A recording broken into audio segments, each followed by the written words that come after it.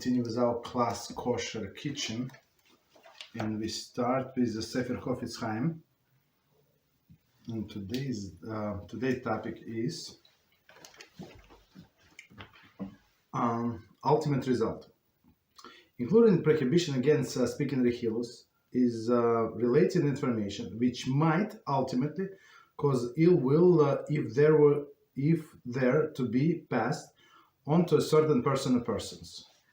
Okay. So it's very interesting combination. So let's continue and then we explain. Therefore, it is forbidden to say something to anyone that might cause animosity between the two people. One must assume that whatever is told to even one person is likely to be repeated to the others, and could ultimately be heard by just about anybody. Only if the listener is warned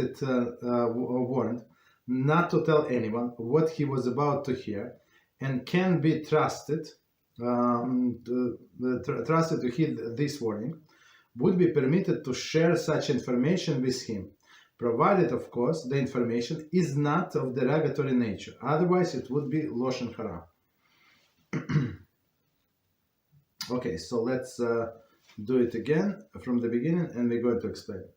So one more time, including the prohibition against speaking Halachos, is relating information which might ultimately cause ill will if it were to be passed on to a certain person or persons. So meaning maybe this person does not care about the person that he heard about, but if he is going to repeat, somebody else is going to find out in that circle, maybe person himself or his family. So that's the thing. Okay. It's very interesting. Okay. Like somebody would tell something like I don't know, like to a person about their spouse. Like she's not going to find out. Yeah, try that. I mean, no, most people cannot keep secrets, so you try to help the person and try to guide. And guess what? They're going to tell their spouse whatever you say. Okay, almost guaranteed, almost. Therefore, it is forbidden to say anything to anyone that might cause animosity between the two people, right? So if there is a possibility that the person who you telling this negative information is going to tell over to somebody else, and then it's going to be animosity, one side would hate another or even you, so you're not allowed to say that. One must assume that whatever is told to even one person is likely to be repeated to others, right? So it happened to me a few times. So somebody asked me something, I answer, and then looks like they distribute my message without asking it to everyone. No, not to a few people. I don't want to say that's an exaggeration, natural. To a few people. Like you ask me personal question, I tell you whatever I told you. I assume that you would not send it to anybody. But it's very interesting, right? Okay. Person is likely to be repeated to others and could ultimately be heard by just about anybody. Okay, right? So if you tell one person, most likely others would find out. Only if the listener is warned not to tell to anyone, right? What is about to hear, he can be trusted to heed the warning, right? And would be permitted to share the information with him. So meaning if you say explicitly whatever I'm going to say is a secret, don't share with anybody. So there is a much bigger chance that if it's normal person, he or she is not going to keep the secret. Provided, of course, the information is not of derogatory nature, otherwise it would be lashon hara. Okay, we stop here. Right, so with the secrets, it's a different story, like how people cannot keep the secret, right? And even if you say it in presence of three people, so and you say it's secret, most likely one of them is not going to be able to keep the secret. unfortunately. Okay. Any questions on what we said?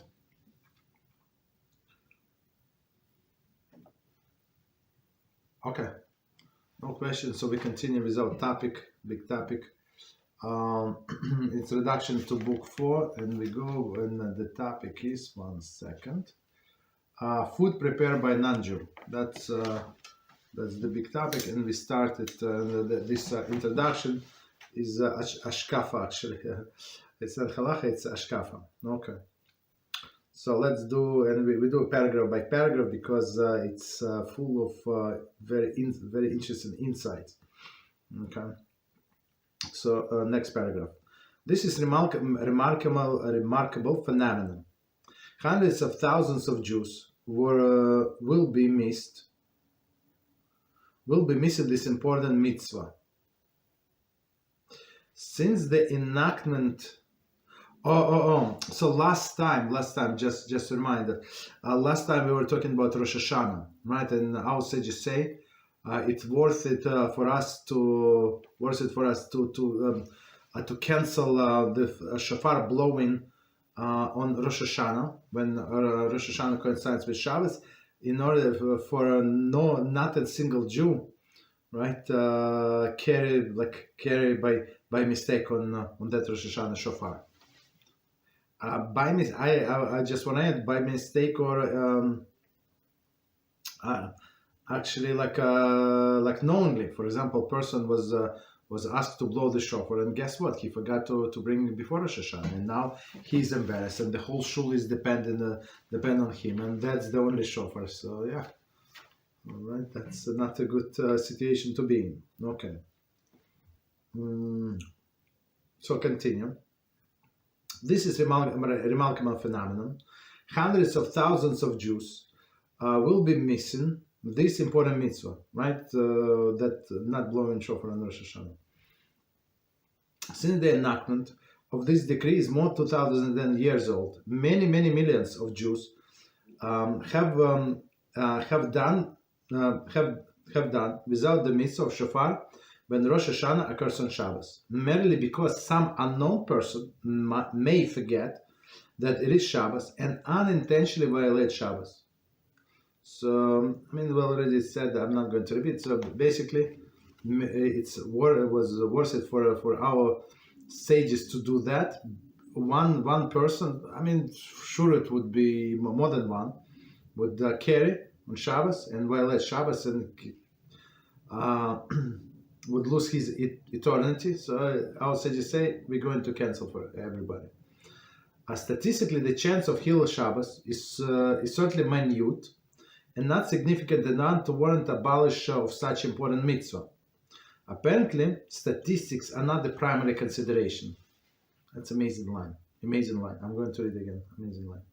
Statistically, the chance of Hilul Shabbos, meaning that somebody is going to bring the shofar. Of course, if a person is assigned the shofar blower, and plus I think he would blow on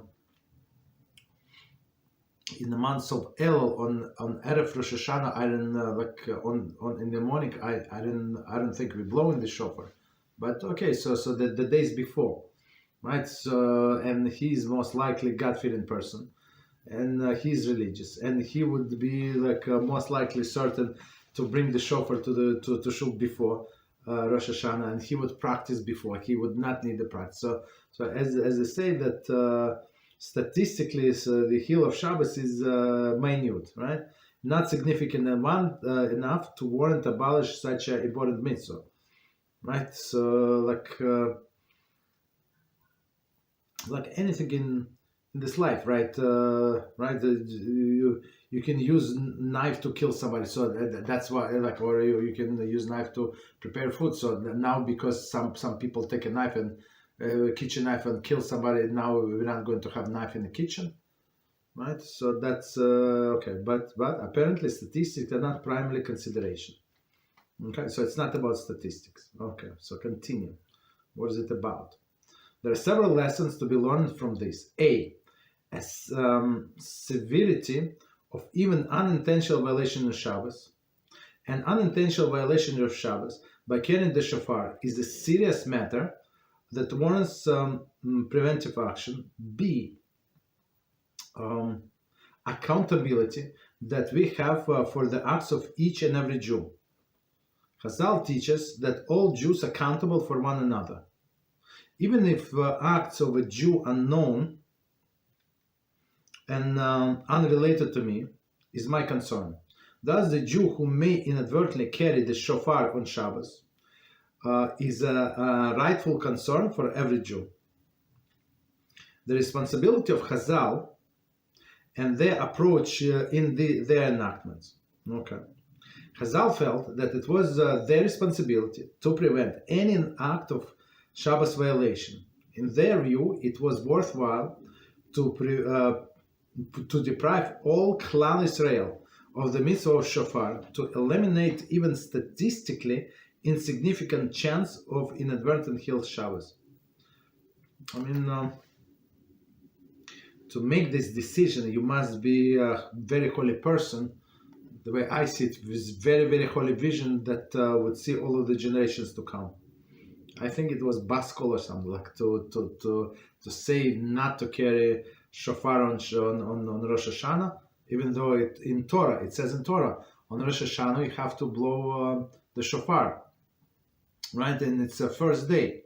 And like biblically, the first is a day. Yeah, they rabbis instituted that we're going to celebrate Rosh Hashanah for 2 days. Yes, but Torah was talking about the first day to blow the shofar.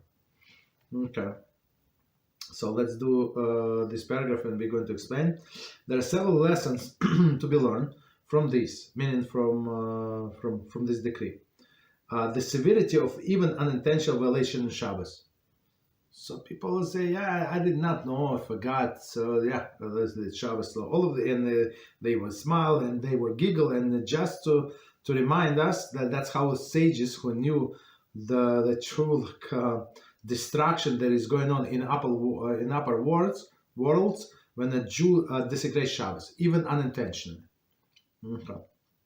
An unintentional violation of Shabbos by carrying the shofar is a serious matter, warrants preventive action. Right, so they, in their holy vision, they knew that. Right, so how serious is a matter? Right, so people say it's not like he ate a pig or killed somebody. Right, he only brought shofar like, for a mitzvah. Like is it like that's the mitzvah from the Torah? Understand? So B, Chazal teaches that all Jews are accountable for one another. So meaning, as Rambam explained to us, so when you do one mitzvah, right, you have to see like all the whole the Jewish nations is 50-50, 50% righteous and 50% wicked, right? So when I person, not somebody else is their own business. Me personally, when I do one mitzvah, tiny mitzvah, so I'm going to change the balance to the better side with one mitzvah. Right, so is everybody. So and meaning the whole Klal Israel depending on me personally in this specific moment. So and each and every one of us have to see us always in this situation, right? So if we do something bad, Chas v'shalom, so the scale is going to go to the different side. Because of who? Because somebody in joined another kind? No, because of me. Because I was lazy and I decided not to do it. I forgot because of negligence, this and that. That's how we have to see. So in this amazing example that from Rambam, we see that like all perspective changes. It's not one more mitzvah. Who cares? No. Right? The whole nation cares. Okay. So continue. 1 second. Why did I need to lose it? Okay. Even the acts of the Jew unknown and unrelated to me is my concern. So if I can help them something, and plus when we do positive things, so when we do mitzvah, learn Torah, we bring the positive energy, the holy energy into the world, and this holy energy is something that can help another Jew, right, to get it, because energy from the mitzvahs, they're not just disappearing, they're there, they transform to something else. And HaShem might use that energy to help somebody else, right? So you might affect somebody that you not even related, or you have no idea that the person even exists. Thus, the Jews who may inadvertently carry shofar on Shabbos is rightful concern for every Jew. So, in order for that Jew, like in all of these generations, right, not to violate Shabbos, so we all have to be like vigilant and know it's going to be our responsibility. So just because I want to blow shofar does not mean anything, right? So as Rabbi Dessler, the Tzal, put it beautifully, so he said, he was talking in this piece about yeshiva, so he said that many people view themselves in this yeshiva environment or in other like environments as individuals. So it's like a sack of potatoes, right? So it is a sack, but each potato is separately, right? Of course we have to get stuck together, like we have no choice, but still every potato is individual, right? So it's not right. It's not right approach. So he said we have to be like flour. So flour that the pieces are so tiny, but intermingle. So one depends on another. Okay. Continue. In their view, it was worthwhile to deprive all Klal Israel of the mitzvah of shofar, to eliminate even the statistically insignificant chance of inadvertent Hil Shabbos. Okay. Right. So it was worth it for them. And we're going to learn, not today, but in this book of Avraham, I learned in different class, is Nabitul Barav. Right? Barav is meaning like a nullification by the majority. So in Halachah, actually, the nullification works if you have majority. Majority means 50%, 51%. Okay, but not here. Okay, continue. Next paragraph.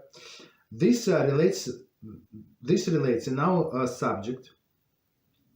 This relates to our subjects pas Akum and pas and Bishul Akum. So bread by non-Jew and cooking by a non-Jew. Chazal certainly did not minimize the inconvenience caused by their prohibition of pas Akum and Bishul Akum. Nevertheless, in a view of the possibility of intermarriage, as unlikely as it may seem, it is certainly reasonable. One who intermarries severs himself and his progeny from Klal Israel forever. If he were required to forego the shofar on Rosh Hashanah because of the chance of inadvertent Hil Shabbos, how much more so we are required to forego the pleasure of eating pas and Bishul Akum to minimize even the minute chance of the incalculable tragedy of intermarriage.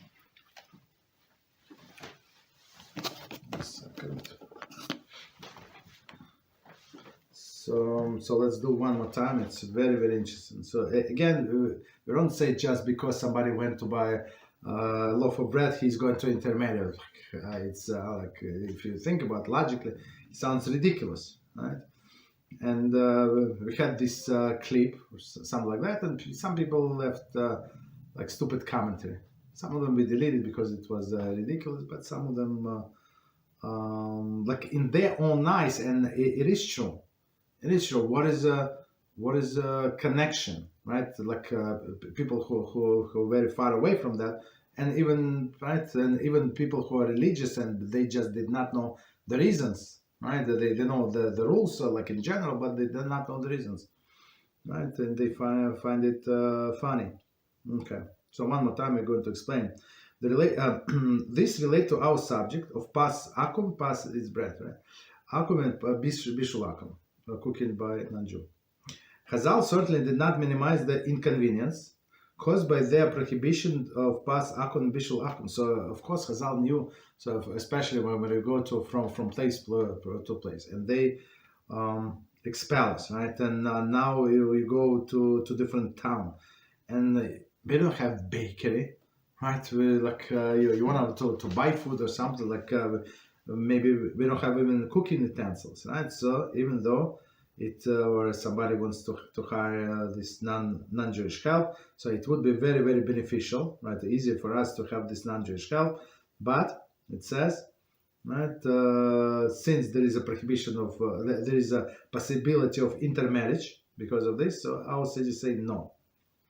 Nevertheless, in the view of the possibility of intermarriage, as unlikely as it may seem, it is certainly reasonable. Meaning, doesn't matter, maybe one person in the whole town, in the whole generation, would intermarry because of the food. But I mean, it's not. It's I think if we will be able to come to their wedding, their birthday, to their houses and stuff like that, they're neighbors, right? They say, come over. It's my daughter's birthday. Come, please sit down with them. No, it's a food not kosher. Okay. Oh, I forgot. Sorry. Not kosher. Yeah, not kosher. Okay. So, right. So that creates a barrier. Okay. Especially in places where it's hard to get kosher. So if you live where I live, it's not so hard. It's very easy to get kosher. That's the problem. So they can order the kosher, but you would need to come up with different excuse. Okay. I mean, maybe it's not going even occur to them. Okay. Continue. Right. One who intermarries severs himself from the progeny of Klal Israel forever. So the one who intermarries, meaning what? So if it's a man who intermarries, it's understandable. So it's his progeny, all the kids are non-Jews, it's her kids. But even if she marries, so many times these kids they grow up so confused. So if go in holiness, go in Judaism, or go opposite direction, so it's easier to go opposite direction.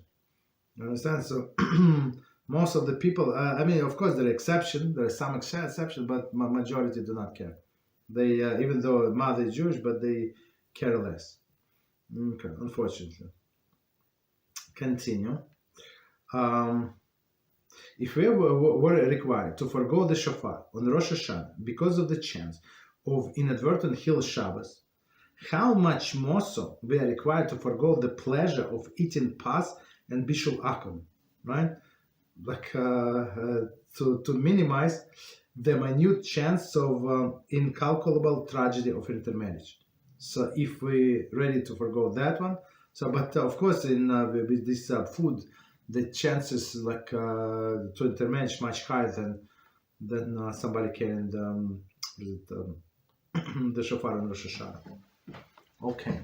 Any questions before we continue? What we said? Okay, no questions, so we continue. So next section, authority of rabbinic enactment. Okay. And it says, although the Torah gave Chazal the authority to legislate prohibitions, there are several principles governing rabbinic enactments. So, I mean, that's he's amazing, this rabbi. He gives not only Halachah, but overview the history and background and very strong hashkafa, I think. Okay. A. Any decree that was voted upon and passed by the Sanhedrin becomes part of a halachic tradition. No subsequent Beis Din has authorities to revoke the enactment passed by the previous Beis Din unless the latter is greater than the first one in wisdom and number of the members. Okay. This condition is necessary. Otherwise, any group of the rabbis in the latter generation, regardless of their competence, could undo the work of the previous great Beis Din. Right? There were times in our history when the Sanhedrin was controlled by Tzedukim, disloyal to the Torah. I'm not sure. Maybe they bought the position. I'm not sure. Given any Beis Din the right to rescind previous enactments, or making any enactments of any Beis Din irrevocable would create havoc. Okay. B. The Sanhedrin may not impose prohibitions that are difficult to uphold. C. The Sanhedrin succeeded in their authority, if the Sanhedrin exceeds their authority and enacted legislation that was difficult to uphold, or for whatever reason was not accepted at the time by majority of the Jewish people, this legislation is unconfirmed and may be revoked by the later Beis Din, even if that Beis Din is lower in stature than the first one. This caveat is necessary, since it is possible that the Beis Din may misjudge the capability of the nation to follow this enactment and impose extremely difficult measure. When the Beis Din passes from the scene, it will be difficult to find a group of scholars greater than they were to revoke the legislation. So we're going to explain, maybe like some years passed, right, until they figure out that people cannot uphold it. Therefore, whenever the legislation of Beis Din was not accepted at the time or by majority of the nation, it is apparent that the Beis Din misjudged the ability of Klal Yisrael to follow their ruling. A later Beis Din may then revoke or alter the legislation. So let's do this piece. It's a little longer, but we do this. Okay. So now it's how these enactments work, right? So one more time, although the Torah gave Chazal the authority of legislative prohibition, there were several principles governing rabbinic enactments. So as we said before, a few times, HaShem enabled rabbis to create all of the fences in order for us not to break the law, right? So whatever they need to do, they did, right? And one of them was today, right? The fast of Esther, right? It's for sure it's a rabbinic decree. Okay. So A. Any decree that was voted upon and passed by Sanhedrin becomes a part of halachic tradition. So Sanhedrin meaning what? These 71 holy people, right? They were during the first temple in I think till the end, and even sometimes even after the destruction of the second temple. Great Sanhedrin. Okay. No subsequent Beis Din has authority to revoke the enactment passed by previous Beis Din. Right? Meaning was, we have this rule of degradation of generations. Right? So meaning that the generations before us were on much higher level than we are. Right? As we learn, we read in the book about Rabbi Zilber, Itzchak Zilber, Zatzal, right? So he said, I remember all of the prayers of Rosh Hashanah by heart. What's the problem? My father taught me, prayers of Rosh Hashanah by heart. I don't remember prayers of Shacharis by heart. Prayers of Rosh Hashanah, it's totally different text. Totally, it's 7 times longer. Yeah, you remember by heart, no problem. Where's the problem? Unbelievable, right? So comparing to us, okay. Right? So meaning if they enact it, it's not so easy to cancel, right? So no subsequent Beis Din has authority to revoke the enactment passed by previous Beis Din unless the latter is greater than the first in wisdom and number of the members. So in wisdom and number of the members, it's in other words, it's almost mission impossible to find like Beis Din in later generations that is going to be higher. So again, it's not I mean, it says Beis Din, but most likely it is Sanhedrin. Okay, but it could be Beis Din as well. This condition is necessary. Otherwise, any group of rabbis later generation, regardless of their competence, could undo the work of the previous Beis Din, right? So they call Beis Din and they're called Beis Din. You understand? So people would not know. Yeah, it is Beis Din Rabbinic called. Yes, okay. So they had a Rabbinic called 100 years ago, and I have a Rabbinic called today. So what is the difference? I mean, yeah, they are rabbis, and here are local rabbis. You understand? Some this 20 years old, 22 years old, and he said he has, and then he has a paper like he has a smicha. Yeah, of course, so the people would not know what is the difference between Chofetz Chaim was a rabbi. Yeah, it says Rabbi Chofetz Chaim, and this Shmendrik is 22 years old. He's also a rabbi. Is it any difference? Yeah, rabbi is rabbi. Yeah, it's. Is it any different stages from? No, exactly the same. Okay. You understand? So if we allow that, if we don't, if the people, if the sages would not add this condition, so they have to be greater in wisdom and in a number, so they cannot cancel the decree. Okay. Continue. There were times in the history when the Sanhedrin was controlled by Tzedukim, disloyal to the Torah. So it's like Tzedukim is like conservative, not reform today, maybe conservative as well, right? So basically, they say only we're going to observe only written Torah. How can you observe written Torah? But that's what they say. Given any Beis Din the right to rescind previous enactment or making any enactment of any Beis Din is din irrevocable, would create a havoc, right? Right. So if we allow the next Beis Din to change what was what was put in place before, it's like it has created a havoc. I mean, what like a president? One president was Trump. President Trump was working on I don't know where it was working, spent billion and dollars. And $1 trillion, and then comes next president and say, okay, we stop that, everything goes to the garbage. But it was good project. Yeah, it was a good project for him. It was his project. So I don't want his name to be associated with anything in our administrator. And guess what? That's it. He canceled. I'm just saying. I'm just saying in general. It says same as here. Just because they're next Beis Din does not mean that they can undo things. Okay, so it would create people would not start doing it just because one Beis Din said that. Maybe 2 years, next Beis Din is going to say something different. B.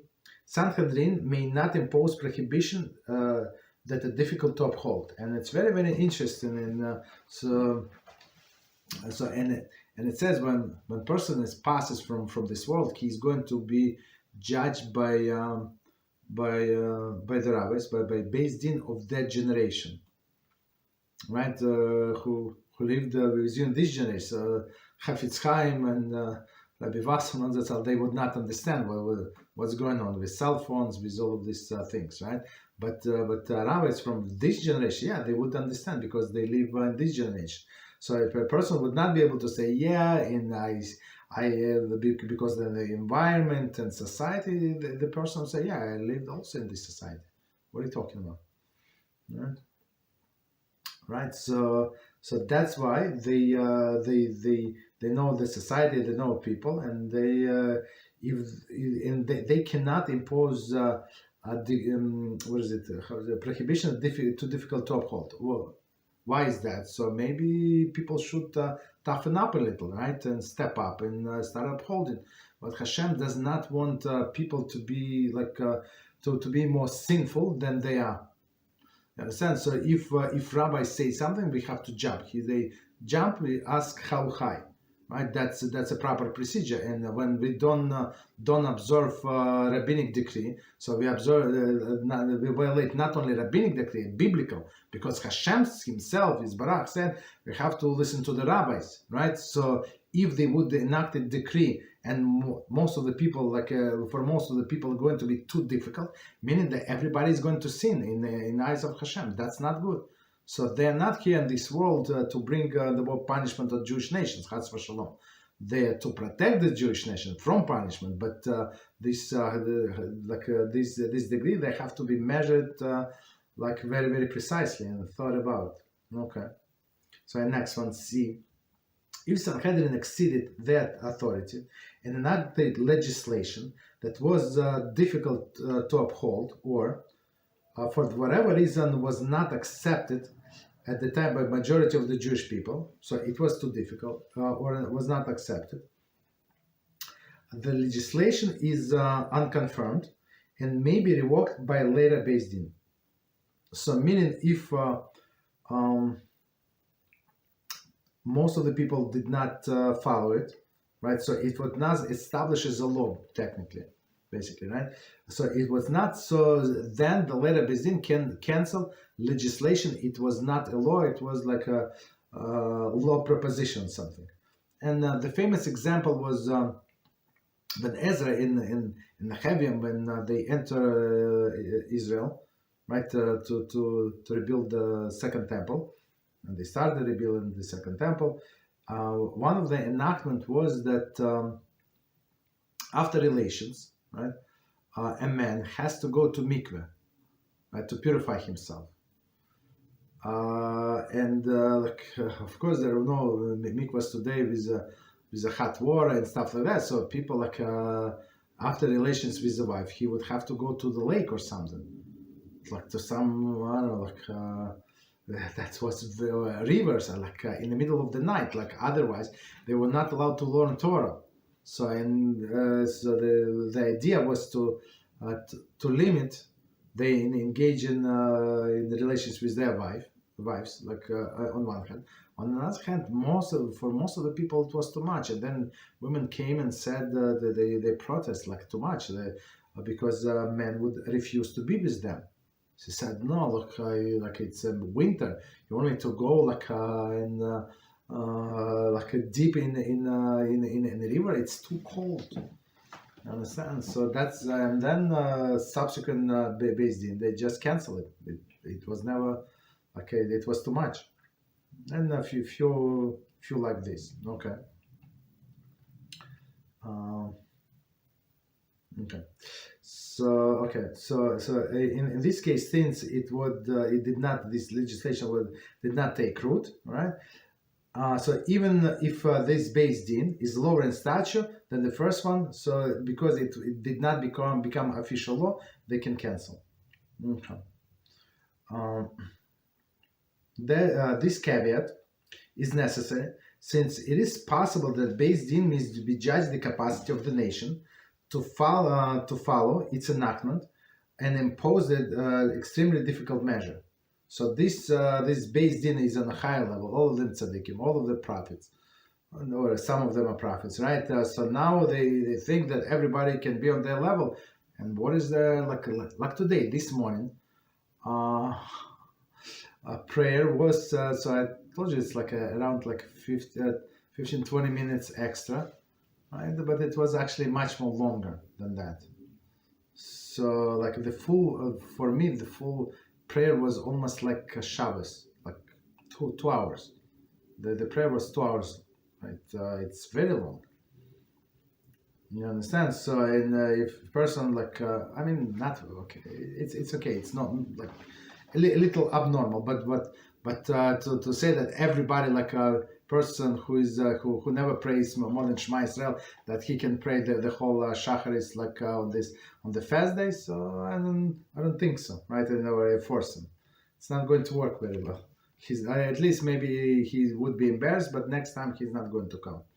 Maybe example like this, maybe meaning misjudging because they're holy, so now everybody must be holy. Okay. When the Beis Din passes from the sin, right, and it will be difficult to find a group of scholars, right, greater than and even greater than they were to revoke the legislation, right? So maybe in this generation, maybe 5 years later, 10 years later, it's possible to find. But if nobody did something because nobody were like obligated, but legislation was there, so you need to cancel it, because otherwise, just because people don't uphold it, it's not an excuse, right? Then everybody do it. No, it's not an excuse, right? Everybody above the speed limit. Yeah, everybody were driving above the speed limit, and they stop you and they give you a ticket, and you say everybody do it. Okay, you said that. Okay, but they stopped you. Okay. Therefore, whenever a legislation of the Beis Din was not accepted at the time of majority of the nation, by the majority of the nation, it is apparent that the Beis Din misjudged the ability of Klal Israel. So, meaning, if it was not accepted, so Beis Din misjudged, meaning that they did not realize that nation of Israel cannot uphold this decree. Okay, so misjudged the Klal Israel to follow their ruling.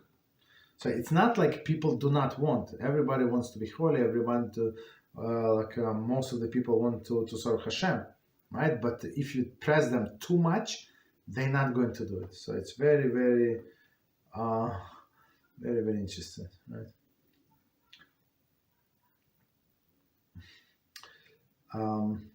A later Beis Din may then revoke or alter legislation. Okay. Any questions on what we said? So we start next topic. Okay. Yes, you have a question.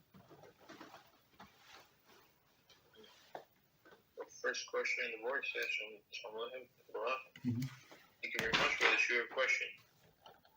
As every generation is inferior to the last, what exactly happened with Noah that made him less of a tzaddik, so to speak, than Avraham Avinu, and vice versa? How did Avraham Avinu become the superior tzaddik? How Avraham Avinu became superior tzaddik than Noach. Let's leave it for later on. Let's because I have a answer, but let's leave it. Okay. Anything on the topic that we said closer to the topic? Is it practical to build a mikveh for a man in one's own backyard? If so, how can one build it? On the backyard, I would say maybe. I mean, it's going to be a separate structure because you need a roof or something if you want to go there. In what is it in the winter? But technically, there is no problem. There is no problem. I mean, it's easy to say that there are many laws that pertain to the mikvah. So if you have, for example, spring water, like if you have a well, natural well, that would be the best, like source of the mikvah. So what they do today, most of the mikvahs, it's actually a combination of rainwater. So they collect. There is like a network of pipes from the roof. They collect water into a pool. And this pool is connected to the pool from the faucet, but there is like a pipe. So when there is a connection pipe, of course, I simplify things, but in a nutshell, that's how it works. So this pool, in what they dip, is considered to be like this rainwater. You understand? But if you have for example, I think in Mansi, in somewhere like where Mizrahi, Shlita lives, and other people there, they have many of them have their own supply of water. They just drill, and there's like a lot of water, not too deep. I don't know, maybe 30 feet, 40 feet, like not maybe less than 20 feet. I don't want to say, but it's not such an expensive thing to drill for water, right? And you have your fresh supply of water. You understand? So, and if you, for example, if you just, of course, I'm simplifying things. If you leave the pipe there, you create some kind of well, right? So water would come up. So you can use this water, right? You can use this water for sure. You can filter, you can warm it, and you can have your personal mikveh. Okay.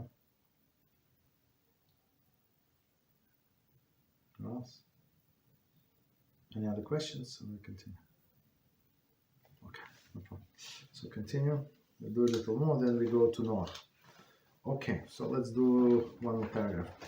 And it says, so rabbis say, so of course, even the Beis Din was, would enact something, but if people, it would be too hard for the nation of Israel. Again, not because of the wickedness, but this example that I gave, like for a person, I know that I have to go to the mikveh to purify myself before I study Torah. Guess what? I'm not going to be with my wife. I love her very much, but I'm not going to be with her. Guess what? And it's something that he signed up in Hyoksuba, right? That do now, like this pleasure, right? So because of this rabbinical decree, he forgoes this biblical decree. You understand? That's a big it's prerogative of the wife. So she's losing because of this enactment. You understand? So that's I think the best example. So these huge holy rabbis, they actually misjudge the generation, that they were not on the same level. Maybe if they create this hidden mikveh, as we just said, in every backyard or every other backyard, or maybe in every neighborhood, it would not be so bad. But it was not the case. Okay, continue. Such a situation occurred in our history. Okay, maybe it's our example, maybe not. It's history. One of the enactments of the Sanhedrin was the prohibition of using olive oil produced by a non-Jew. That's a different example. Chazal were concerned that using non-Jewish olive oil would lead to intimacy and eventually to intermarriage. The prohibition caused great difficulty since olive oil is a necessary commodity, especially in Mediterranean countries. Olive oil is the oil most commonly used for cooking and frying, as a prime ingredient in many foods. Okay. Furthermore, the average household did not have the means to produce olive oil. So I mean, you need the olive press, of course, all those days you need a room to make this olive press. That's too much, right?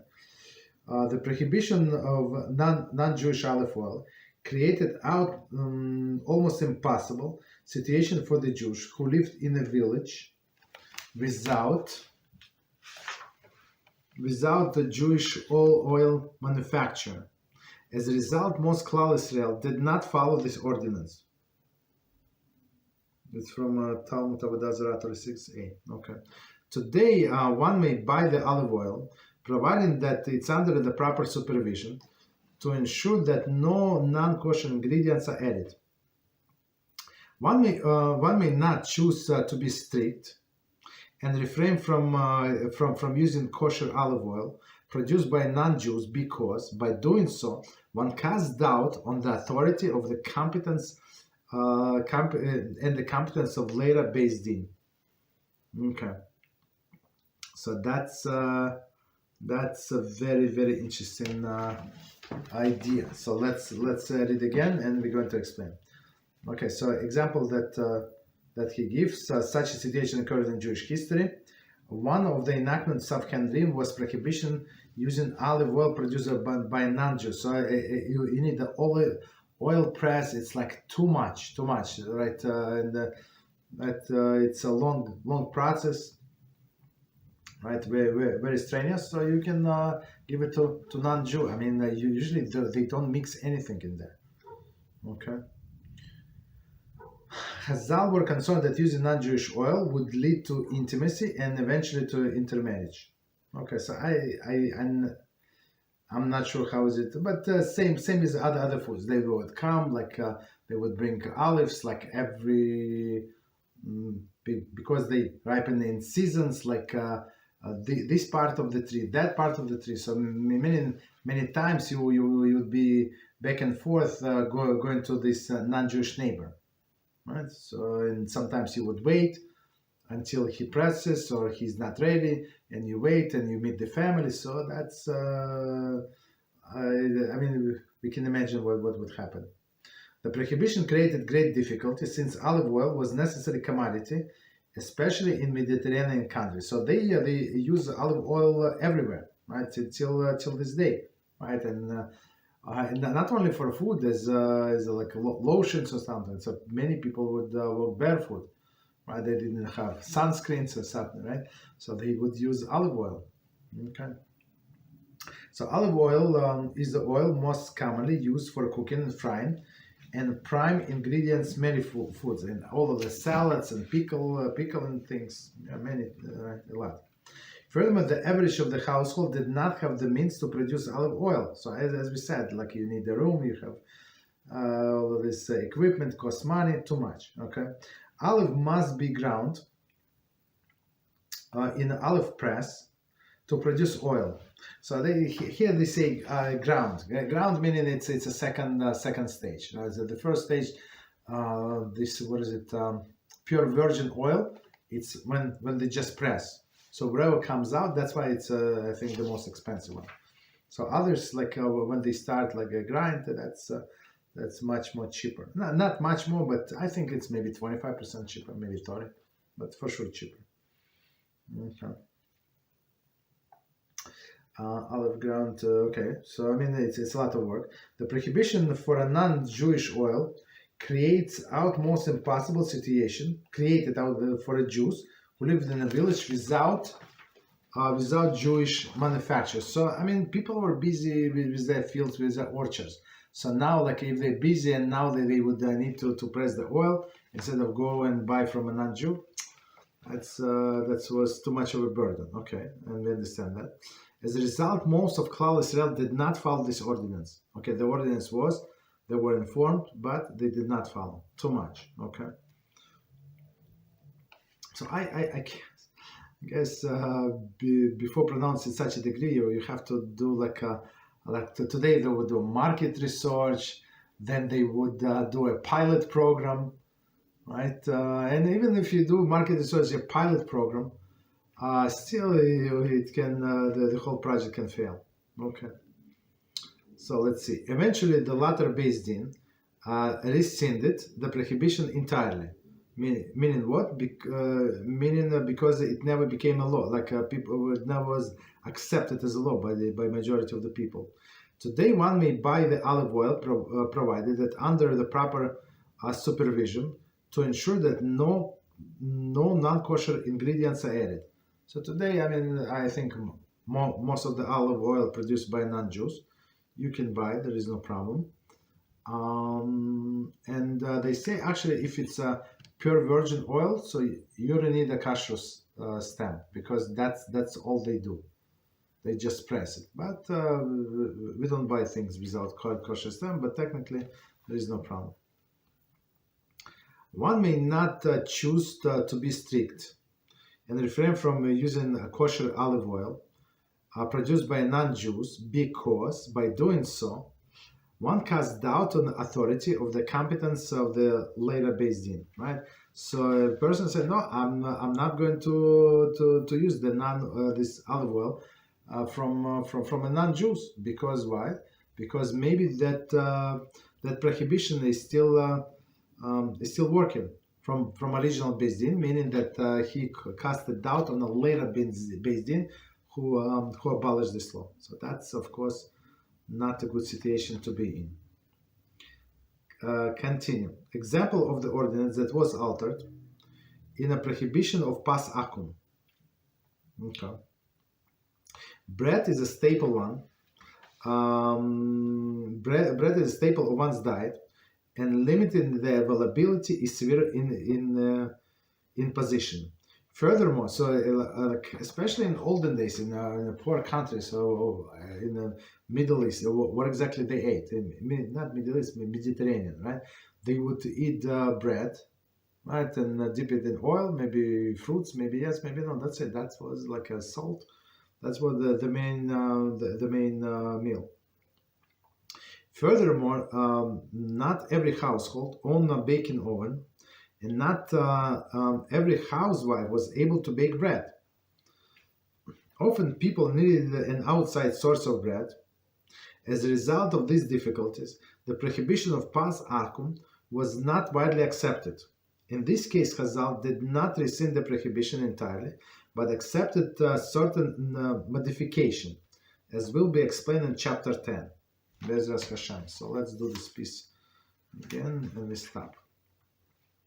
So example is pas akum. Pas akum bread baked by a non-Jew, right? But people, you need a special oven to make a bread, and you need a special skills, and it takes a very long time, and you need it every day. So if she's a wife is busy with the kids, so she does not exactly have a time to bake bread. Understand? And the husband is working or he's learning. It's too much, right? And since you need it every day, it's not like once in a while. So that's, as he said, create a severe imposition, right? Furthermore, not every household own baking oven, right? Maybe the stove, like on top, but not oven. And not every housewife was able to bake bread. Okay, so that's second thing. And not every housewife was able to bake bread. Okay. Often people need it outside the source, and right today also it's pas akum. Some people buy. As a result of this difficulty, the prohibition of pas akum was not entirely widely accepted in this case. And plus, like it's much easier to buy to be a commercial baker, so he knows what to do. He's very proficient, and he would make in the time that it takes you one bread, he would prepare 50, literally. You understand? So and the bread would be better. So that's the reason. Okay. So in Kitzur Shulchan Aruch, we learn in our class that in the provinces where Jews in Europe, they were actually accustomed to buy bread from commercial baker. So it's like it was not rescinded completely, but it was rescinded in not rescinded, like modified. Modify is a proper word. Modify meaning that from commercial baker you're allowed to buy, right? But from your neighbor who is selling the bread, you're not allowed to buy from it because it's individual bread. So they make this distinction, right? Because today, right? You go to supermarket and there is a bread and it's kosher. So of course it's a bread made by non-Jew. Most likely it's not even non-Jew. It's made by a machine, right, in a factory. So if I buy this bread, what is the chances that I am going to go in this factory and marry somebody? Almost zero, right? Or somebody else. You don't even know where the factory is. You understand? Just because of the bread. So since it is very impersonal today, right? With this bread, it's much more. We have much more leniency. But somebody who chooses to eat pas Israel, no problem. So if wife can bake Halachos, she should bake Halachos, for example, on Shabbos. But if it's too difficult for her, for whatever reasons, there is some stupid man, they say, no, I heard it's a big blessing. Yeah, it's a big blessing, but it's bigger blessing to help your wife. So if you want to sit with kids and if you want to do other chores while she's baking bread, yeah, it's a big blessing, yeah. But if you want her to do everything and bake bread, guess what? There's no mitzvah to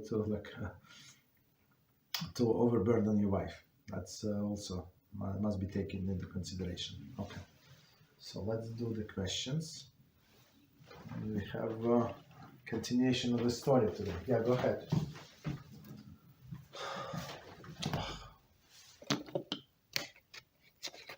I'm listening. Yes, I'm listening. Should I read the Noach question? Oh, yeah. Noach again, yeah. No questions. So since the iteration of the generations, how is Avraham was higher tzaddik than Noach? But my question, who said that Avraham was the higher tzaddik than Noach? It's first of all, and second, it's a first answer, and the second answer is Avraham was unique. So when is exception. So we don't build our life based on exception, but based on a rule. So as a rule, the next generation is lower in the kedusha for sure. So, for example, Yitzchak was on a much higher level than Yaakov, right? And Yaakov much higher than his sons for sure, and the sons were on a higher level than their sons. That's understandable, and so forth. So I would say to answer who said so, right? And it's first one, and second, maybe he was an exception. Okay. What else? You're welcome.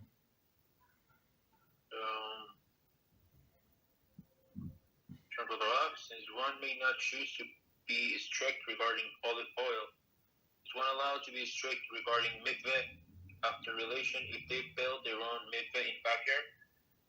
Yes. Okay. That's let's go back to olive oil. So if person wants to take any stringency, and it does not cost him suffering or he does not drive the whole family crazy, there is no problem. So the person, for example, he or she prefers this brand of oil, olive oil, that is produced in Israel in a religious kibbutz, for example. Okay, buy it. Maybe it is holier, maybe it's a better quality. Nobody said that, but don't say I'm buying this brand because of this enactment. That's the issue. But if you want to do some stringencies for whatever reason, there is no problem whatsoever. That is kosher and this is kosher, and I prefer this because I prefer so. I mean, people usually don't not obligated to explain themselves. Okay, so some like this spaghetti, some like this spaghetti. Both of them are kosher, so you take whatever you want. For example, I give you example in a store where we buy chicken. There is chicken and meat. No, it's chicken. So there's 6 refrigerator section for chicken. Why? Because it's different. No, 6. Yeah, those them separated, right? So why? Because there are 2 different shkitas. This one is Chabad. This one is Oyu Glad, right? That one is some other Hasidus. Okay, you understand? I mean, some people they buy this because they prefer it because they're Hasidus. That's their custom. Does not mean that other are not kosher. So they did not say that other not kosher. I prefer this. There is no problem whatsoever. You can buy whatever you want. Understand? So the problem with that person was that he said that, or it might imply that the Beis Din who nullified this decree, they did something wrong. Okay, and this decree is still in place, but your personal preference, no problem. So the mikveh in after relations, actually, some things still remain. I apologize. I'm not.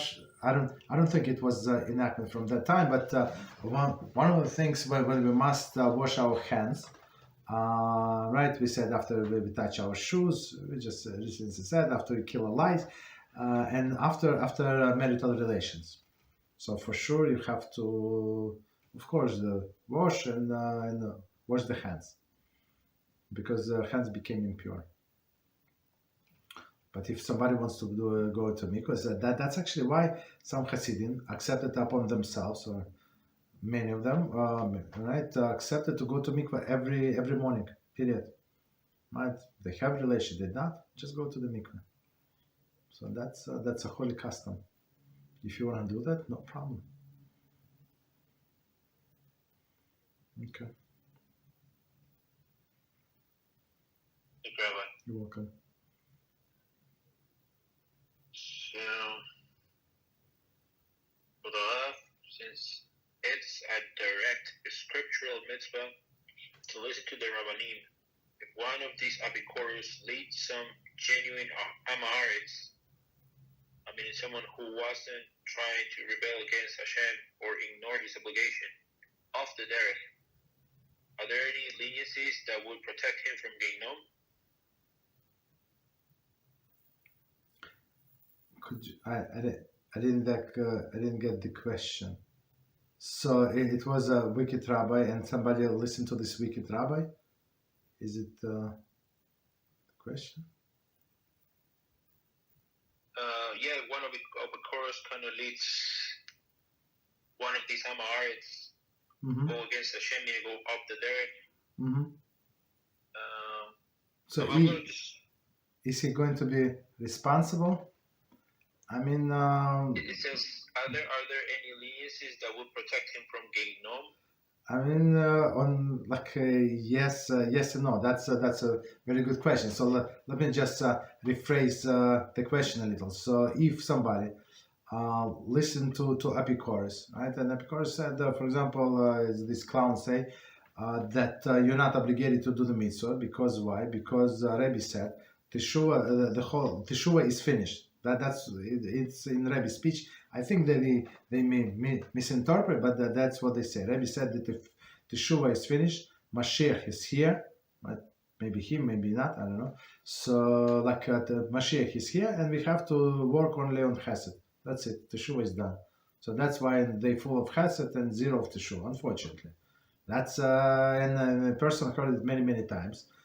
And he believed, and he all his life he did not do teshuvah. He was like wicked as before he met this group of people, right? These sectarians, and basically they did not observe the family purity because of course these people do not teach until you start asking. So and if you do not know what to ask, like how you would ask, right? So like.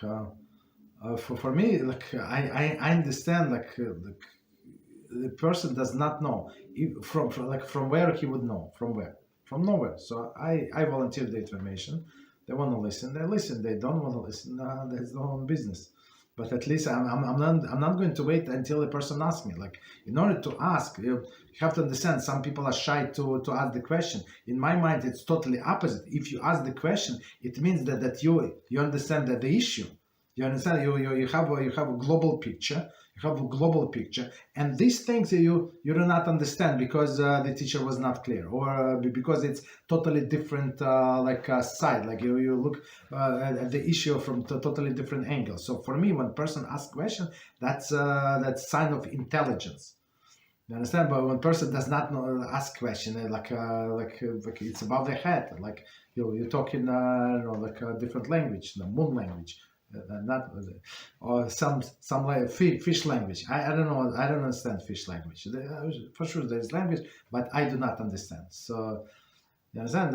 If fish talk to me, I would not have any questions to fish. Maybe yes, maybe no. You understand? So in some sense, this person was misled by somebody else, and that Epicurus is going to be punished as Machtia Rabim. But the obligation is also on that person. You understand? So to say that he is 100% innocent, you cannot say that. You cannot say that, right? Why? Because it is obligatory on every Jew to read books, right? From the beginning of the time, we were reading books. Yes, you have to go to lecture rabbi, and you have to listen, and you have to Rabbi teach. It's something unbelievable. A Hasidic Rebbe, and they going to sing, and he would say Dvar Torah, and this and that, and it's very spiritual. Yeah, but it's very spiritual, maybe a few hours a week, but the rest of the week you learn it from the books, from reprinted books.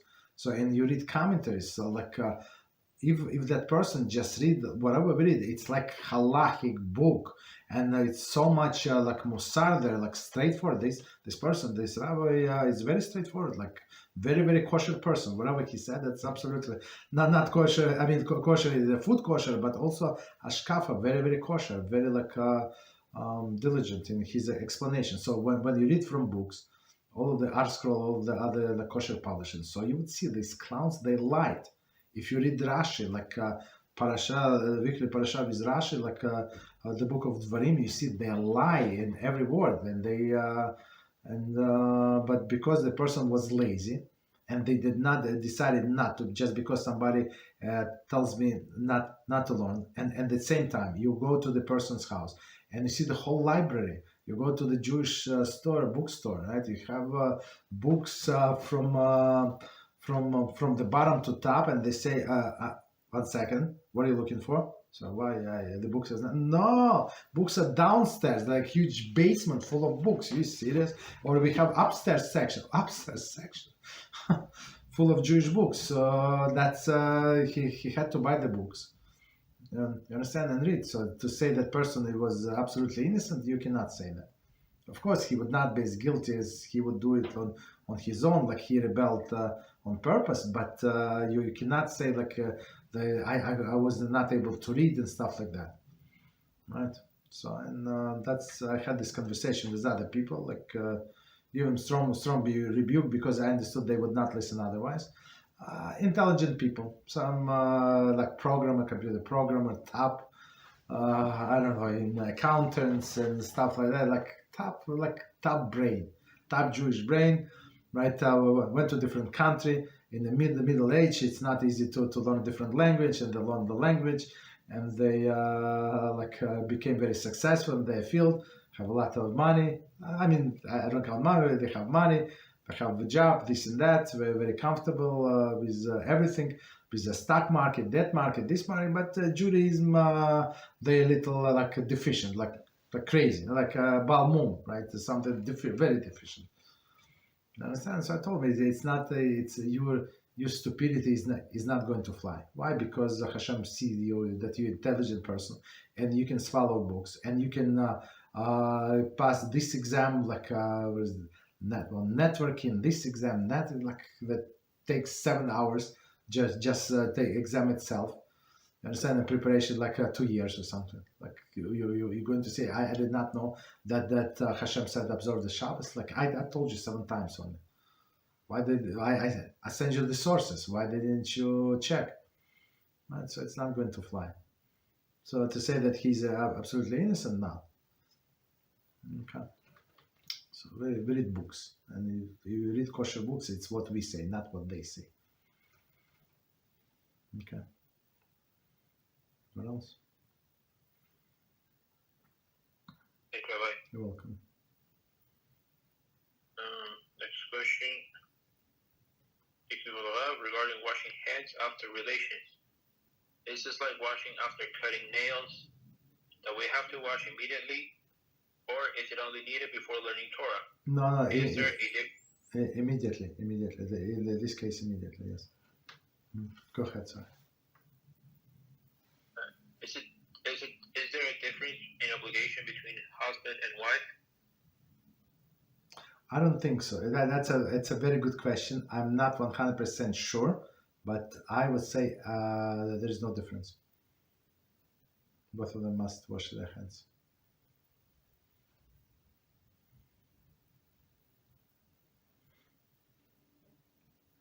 Thank you, Rabbi. You're welcome. So here we have some questions that were put on the board before class started. Okay. On the website, myzmanim, which shows various Halachic times. It shows various times of when the fast of Esther ends. Yes. It shows there are 2 opinions. One by Rabbi Tukachinsky at 7:58 p.m. and one of Rav Moshe Feinstein at 8:07. What should we follow? So Rabbi Tukachinsky is Zatzal. He was on a more lenient side.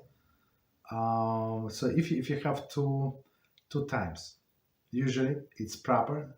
I'm surprised why I'm only 2. I have 4 times in my application. I have 4 times. But it doesn't matter. So usually we go by Rav Moshe Feinstein, but in case of the need.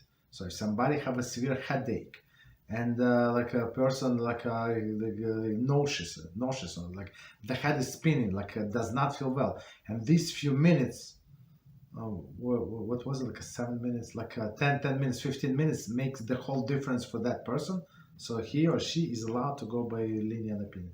There is no question. I think the Rabbi Tukachinsky is the most lenient opinion. So, but the other 2 opinions, I think they're in this scope, plus minus few minutes.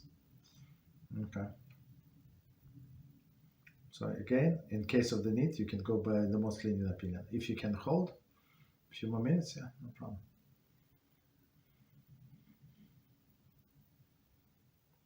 Thank you, Rabbi. You're welcome.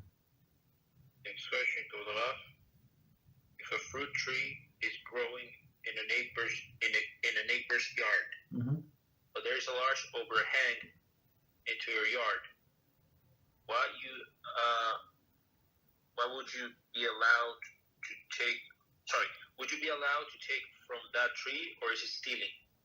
Why So- did the fruit fall into your yard? So that's an amazing question. So there is Halachah that says that your yard acquires for you, right? So meaning it's very good. Something like blew with the wind. You were away on somewhere at work. Something blew with the wind. Okay, it's yours. You understand? But if it's hanging on your territory, so technically it is yours. You can take the fruit. But I would say don't go and start arguing with the neighbor if they see it. So ask them. Right? Ask them. Say, do you mind to cut your branches? Right? Because they in my space. So like, or if you can I share the fruit? If they want the branches to grow, have to benefit somehow, like with their permission. Even though you're allowed to take, because it's on your territory, right? If they would care, they would bring this maybe tight this branches with a rope or something. But okay, so ask them.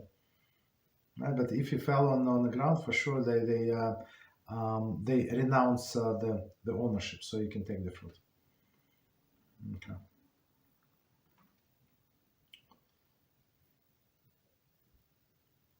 Thank you, Rabbi. You're welcome. Next question. How do we define unintentional sins? Say there is a sin that we do accidentally, and we did not know it was a sin, but we are in the process of trying our best to learn everything. Mm-hmm. Will we still get punished for the sin? No, if okay. So two different scenarios, right? One is a person does not know it is a sin. It's one thing, and another scenario when person does something, but it's unintentional. So for example, like we said many times, somebody went got Shabbos out of the bathroom and turned off the light automatically. Or like in the middle of the night, right? Like you wake up 3 in the morning, wanted to go to the bathroom, Shabbos, like you forgot. I forgot. Like automatically you turn on the light unless you have this switch cover. It's absolutely proper for everybody to have switch covers, right? Then this would be accidental sin. So you did not. Of course, you as we just said, it would proper. So like if it would be so important to you, right? So you're not so innocent on one hand, right?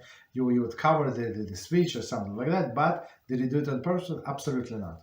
So in this case, a person would bring the sacrifice to the Beis Hamikdash and right and to atone for the sin and do the Shiur. If person did something because in the process of learning, so it is also unintentional sin, but it's at much lower degree. So meaning what? That the person did not get to it, right? So I think in the Shamayim they're not going to be counted as sins, right? Because per person was like truly working every day, learning, going back, review, going further, but did not get to that part. Possible. So it's so I think if I remember correctly, those are not going to be counted. But if he learned it or she learned it and did not practice or did not pay attention, so this negligence is because they are not serious. If they would be God-fearing people, they would not do it. Right. So as I always say, this example: if somebody would be called for a job interview and person said, "I'm so lazy, I'm so sloppy, I'm so this, I'm so that," I never woke up like so early, but guess what? They have a job opportunity, job interview. They would wake up at 4 in the morning, right? And some people I know for sure, like who did not have a car, right? Not everybody have a car to drive things, and they would take buses like the day before, 3 days before, and see like this place, spend like maybe get lost and find the place just to make sure that's a place that I'm going to the job interview or even drive there. You understand? So they would be familiar and then come on time. So that's a proper, absolutely proper ishtadlus, right? Because it is very important to you. And guess what? And you would drink coffee, and you would not drink coffee like on the road, because you may like spill on yourself and this and that, and you would brush your teeth and check it in the mirror and do this and do that. So why? Because it is very important to, and you would iron these suits or you dress this and that. So that shows that it is very important. But if you're sloppy, okay, so you come, they say come by at 9, so you came 11:30, okay, because you do not care. You understand? So, but if you would care about Hashem's laws, you would not make this in unintentional sins. At least like very, very rare. You understand? So it is unintentional, but there is element of negligence. That's what I'm trying to say. Right? And I know people. Well, one of the person that I learned this, he always say, I saw unorganized this and that, but he's very successful salesperson. Why? Because he comes on time. Of course, like he's very on the point, and he prepared. He has all of the questions. He has all this like handouts to everybody. Like he's on top of his presentation. Why? Because it's his bread. Because he knows that's how I pay bills. Understand? So we have to be like that in life. Okay.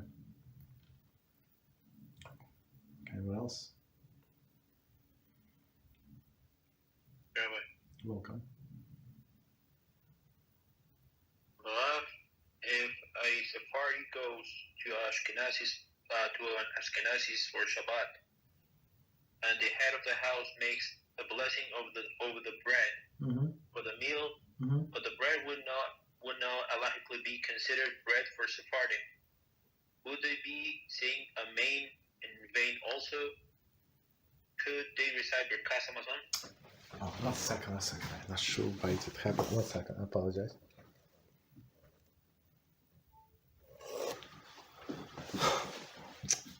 Sorry. My charges just disconnects from time to time, and I'm not sure why. Could you say it again? I think we're going to go in pieces in this question. Please say it again. So if Sephardi goes to Ashkenazi, right? No. Ashkenazi go to Sephardi. Okay. No, good. actually, if a Sephardi go to Ashkenazi. Okay.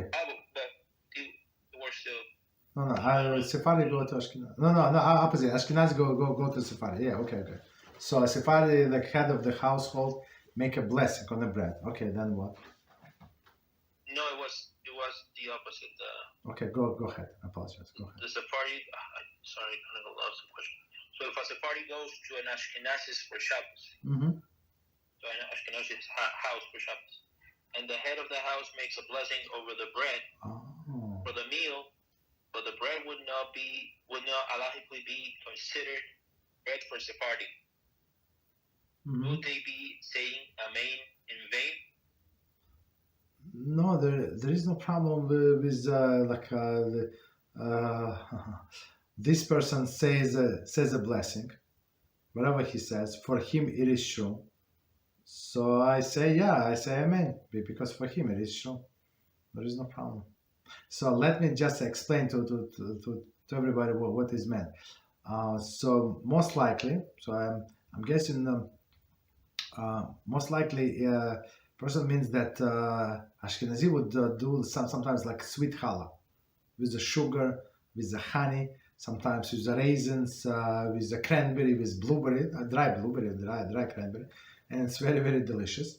But according to some Sephardim, not everybody hold by that, but I think Rabbi Ovadia Yosef hold by that, I think. I'm not 100% sure that if it is a sugar, if you feel sugar, it's like mizoinus, right? So that would be the problem for them.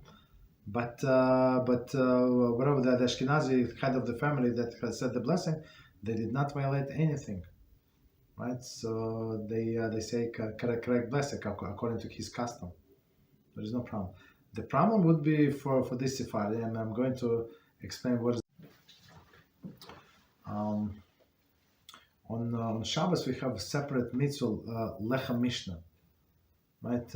Meaning a double bread. So you can fulfill this mitzvah through somebody, right? Who is your representative. So the head of the household, if we all dine like around his table, he is our representative. So he has two breads. He said the blessing on a bread, and it counts like besides the blessing on the bread is one thing, but all like separate mitzvah to have two breads. So it counts for us that we had bread. You understand? So it's very good question. So I would say the person needs to see if there is a leniency for Sephardi to consider this bread as a bread. Otherwise, he puts himself in not a good situation, and I'm going to explain why. Right? Because he did not eat bread. Right? If according to him there is no bread, because this challah, Ashkenazi challah, is not bread for him, right? Or they give matzah for, right? That's I think it's even better example, matzah for Ashkenazi all year around. It's not the exception of the rule, but it is exception that Ashkenazi go by. So matzah is 100 bread on Pesach and all year around. But for Sephardi, the matzah is not bread. Like on Pesach, yes. But not all year around. It's for them. It's myzmanim. It's like crackers for all people. Understand? That's the problem. So if a person goes to such a family, so in some sense they do not fulfill the mitzvah of two breads, and even eating bread, unless they have different bread, they have pita bread or something not sweetened something. So it would be it would be preferable. So I think if there is no leniency or the person does not want to go by leniency, they can ask this Ashkenazi host if they can bring their pitas or something. Just two pitas, that's it. You need to make initial blessing. Eat kizayis, this 28 grams, preferably 56 grams, and what is 56 grams? I think it's half of the normal people, maybe 3/4. I'm not 100% sure. Of course, there are different pizzas, but I'm going by standard, I think, plus minus. But it's not even less than a whole pita, which is not too much, and you can eat all other bread. So I would say the thing that number one, see if there is any leniency for is any big posek. In Sephardi say that you can consider this bread, this sweet bread as a bread, right? If not, so you can ask if you can bring your pita before. They can give you pita or something, or some other bread that is not sweet, some rolls, bread rolls, right? Maybe also a different solution. Okay, but for sure we can answer amen. There is no problem. So okay, so let's see. Anything else in that question? Yes, the issue of Amazon. So what? Yeah, of course. So if he say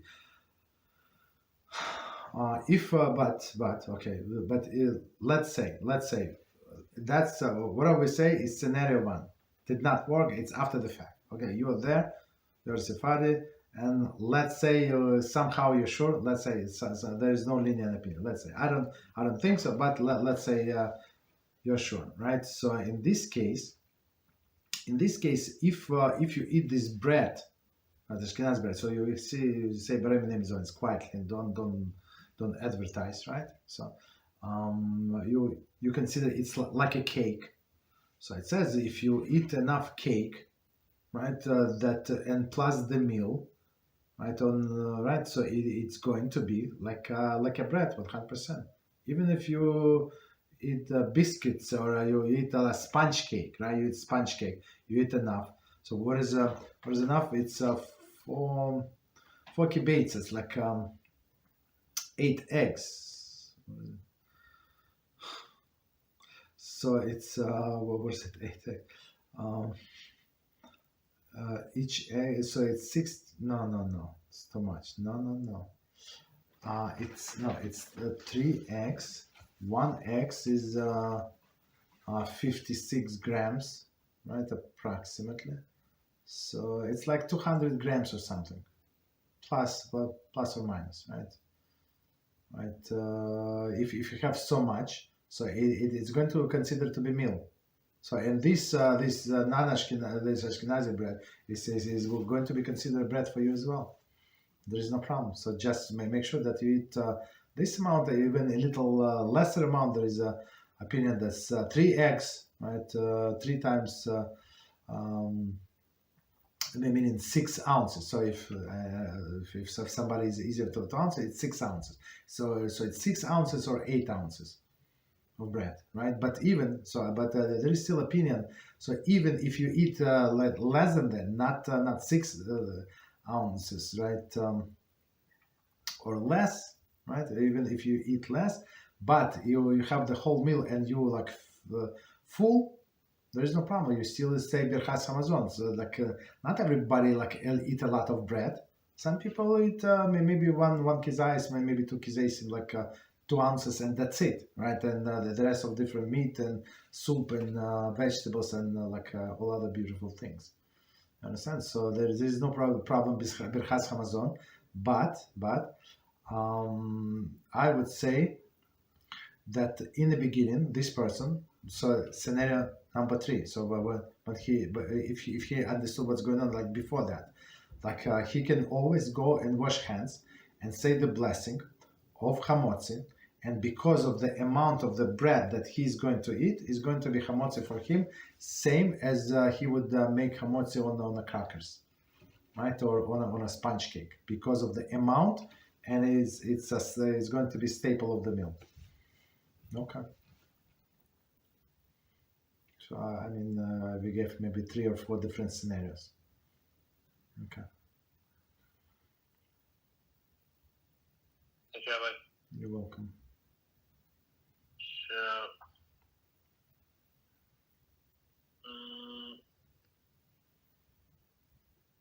to the Rav, if a Sephardic person is unaware if a bread tastes sweet or not, would they be allowed to taste the bread before making a hamotzi bracha? No. First of all, we can always go by the host blessing. So you don't need to do anything. But as we said, the last explanation was, so if you're planning to use this bread or not bread for you as a mainstay of the meal, and you're going to eat a lot, so it's considered bread for you. There is no problem whatsoever. So of course, initially we don't do it, but after the fact, there is no problem. So you can make hamotzi, and especially you just answer amen to somebody. Don't say anything, so just continue eating.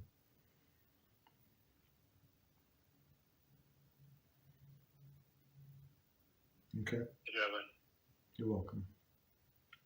So on this issue, Francesco the Rav, in order to simplify things, can one just hold in his mind to adopt the minhag of whoever's place he's going to eat in? I think it's better to do what I said first, just to check to check if it's such a Sephardic lenient opinion, like somebody important that Shulchan Aruch would bring. I think yes, but it's only my guess. I never look into it deeply. You understand? Maybe there is no problem. So it's not so Ashkenazi bread. It's not sweet like a cake. It's not. It has eggs, it has some honey. It's like some sugar, right? But it's not or some raisins. So for some people, if it has raisins or it has a cranberry or a blueberry, it's like a cake. It's not cake. So we used to do this kind of bread as well, and then we stopped. We switched to different bread, more healthier. less sugar. Okay. But adapt their custom. It's not. I mean, you just guess if you keep quiet and if you keep quiet and you just answer amen, you're eating, and as we said, so that then you go by the last opinion. What I say, you just eat enough. This 6 ounces, 8 ounces, or even less, but you eat the full meal. You can say Berchas Hamazon. There is no problem whatsoever. Okay.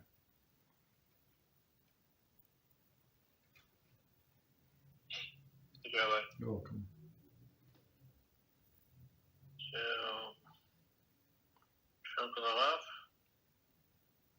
are we allowed to use photos of galaxy as screen wallpaper? Would it be a problem of forbidden image? Ah, yeah, galaxy, the stars. I would say don't do it. So that's HaShem said don't do these images there with me. Right, so angels, meaning angels, the planets, and the stars and moon, of course, yeah. Don't do it.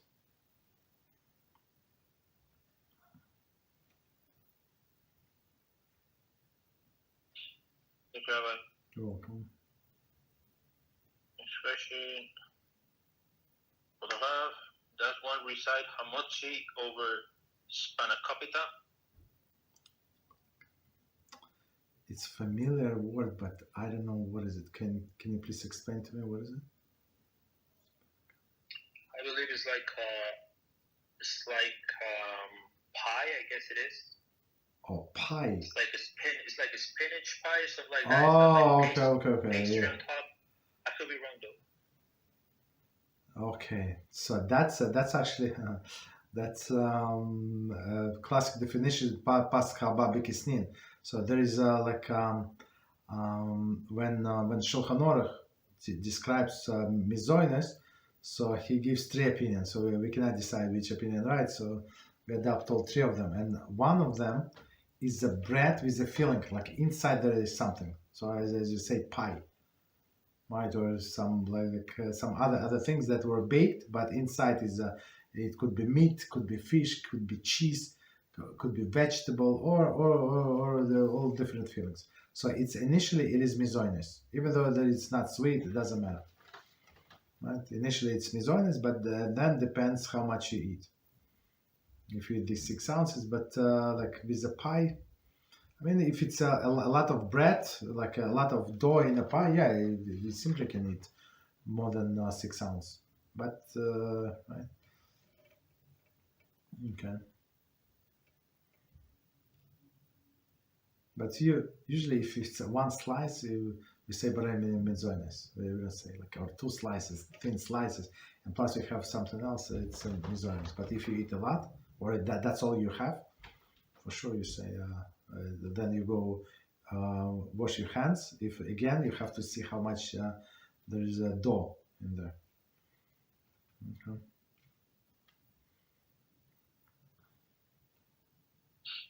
Thank you, Rabbi. You're welcome. Question, if we want to plant tea plant in our yard, do we need to wait for 4 years before gathering the tea? No, it's only about the fruit trees, the herbs that I think. Correct me if I'm wrong. Actually, no. Oh, the tea is a bush, correct? I think that the tea is bush. The tea is not like the herb, like that dies every year. Oh, okay.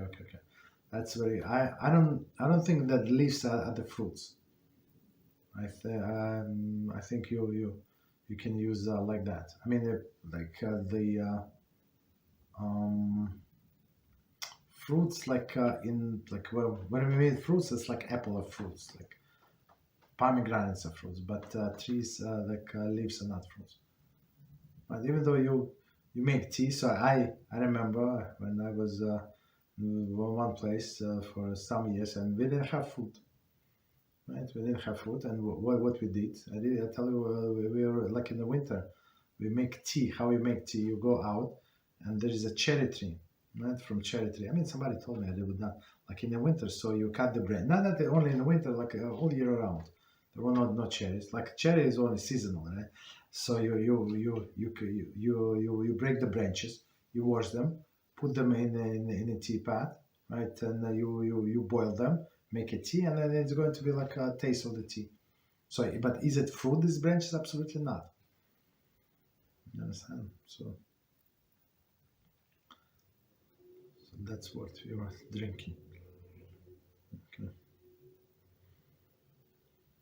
Thank you, Rabbi. You're welcome. So that's okay. Any questions on what we said or did not say? Rabbi? Yes, go ahead, please.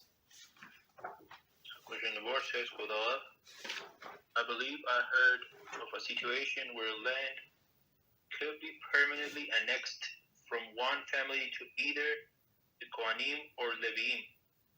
If so, could someone make a deal or contract with the owner of this field to retain the rights to it beyond the Shemitah or Yovel?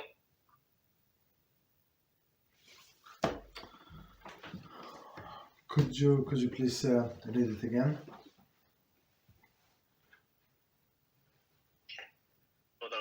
I believe I heard of a situation where land could be permanently annexed Yes. from one family Mhm. from one family to either the Kohanim or Levim. Yes, I mean it's Kohanim, right? Okay, so that's let's stop here. So I'd like to answer this part of the question. Yeah, it is true. So the situation would be as follows: a person wants to sanctify, dedicate his field to Beis Hamikdash, right? So he got excited, whatever happened. He comes and said, Mr. Chaim, I am dedicated this land to Beis Hamikdash, and Beis Hamikdash can do whatever they want with the land. They can rent to somebody else, for example. The person is going to pay their rent, or they can sell it, right? Or they just keep it for their own needs, to grow some crops for the Beis Hamikdash. Of course, I mean somebody else is going to work. Kohanim have different things to do, right? But let's say, but if this person changed his mind, and he wants to buy it back, so he has the right to buy it back until the Yovel year. So meaning what? That until the Yovel year. So of course it would be like a revaluation, and I think he would need to add 1/5 to the sale. If you wanted, like, if you sanctify something to the temple and you want to get it back, so they give you the market price, and then estimate the market price, and you have to add 1/5 to the price to get your thing back. Okay, so but if you did not buy it from before the Yovel year, it's going to stay with the temple, right? Or if temple sold it to somebody else, that's it. It's a permanent sale. The only sale that is would be reverted in a Yovel year is between two people, right? But when somebody's sanctified to the temple, it's not, that's it. It's done. You only you can buy from temple, right? There is prerogative only for you to buy it, but up to the Yovel year. So that's it. It's very simple. So it's not can coin get it?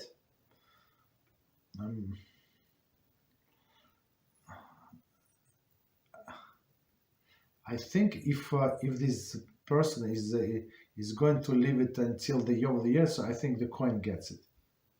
If the temple did not sell it, and it's nobody possession, so I think the coin, whoever is in a ship that week, he's going, one of the coin name is going to get it, I think. Okay, so it's very easy to lose the field. Yeah. So could you please continue? I think it was another point as well.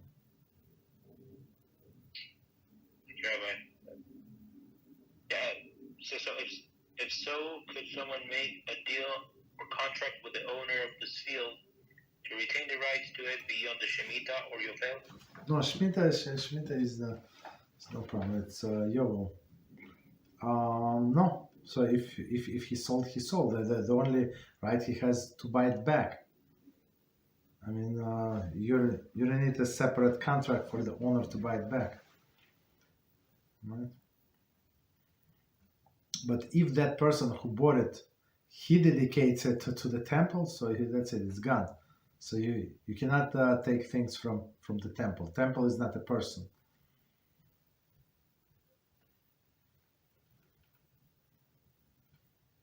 Okay. Thank you, Rabbi. You're welcome. There's another question. Not related to the topic, says if there's a phone company that offers a free phone to anyone who creates a new line, is it permissible to create a new line every month and get a new phone every month, considering the phone company is likely taking a loss with such a promotion? No, it's. I mean, the person is right. It's not allowed to do that. Why is that? Because when they say they will give you a phone for every line, so they mean that like a person needs only one line, like honest business. So they're not going to cheat them. So, and now Rabbi says, so how do you know it's allowed and not allowed? Call them and ask.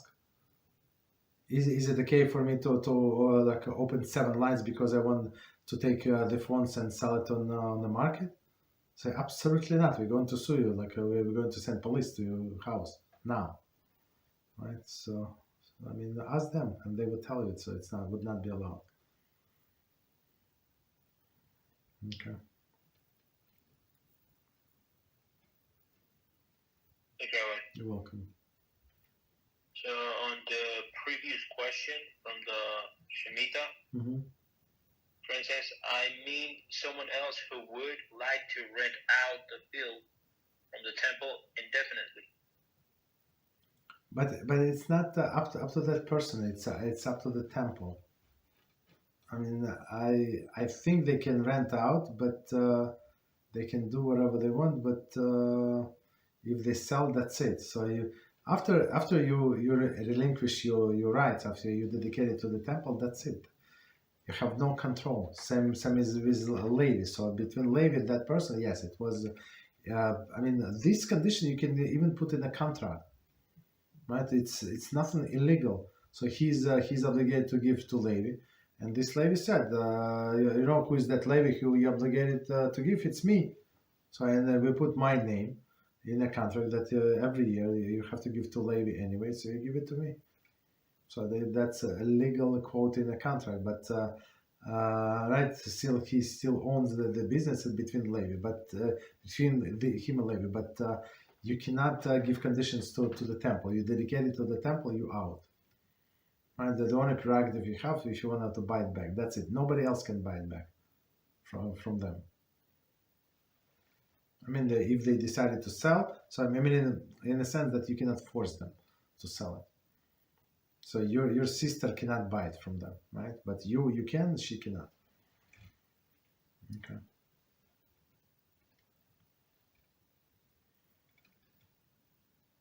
Thank you, Rabbi. You're welcome. On the question about the phones, a friend says they allow and facilitate it and honor the promotion. I guess if you call them and say, can I take advantage of your promotion and create 10 lines and get the phones, but I'm going to use only one line and pay for the services on one line, I'm not sure how it makes sense. Maybe something is missing, so just call them and ask. Call them and ask, like if it is okay with them. So and most likely they will tell you the truth.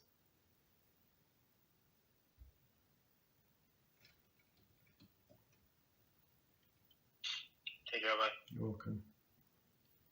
So on the issue in the temple, Princess, so the temple couldn't agree to sell it to a third party permanently?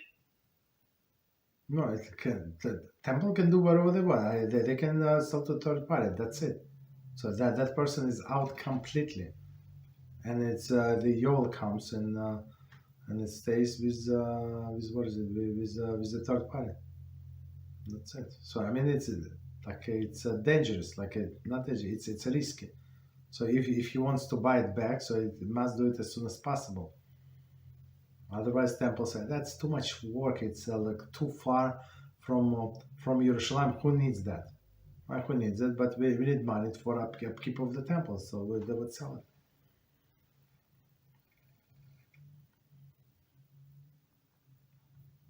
Okay.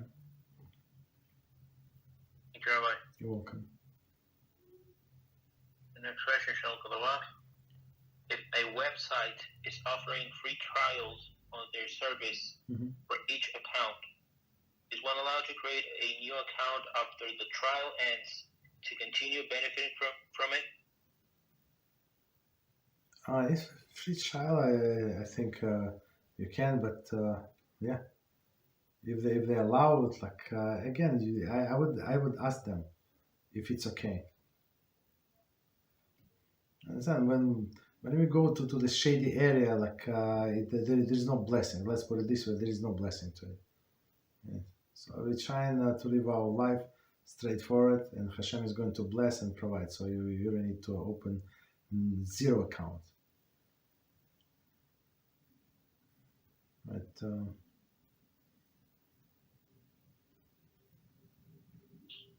Thank you, Rabbi. you're welcome. So, next question of Kadah.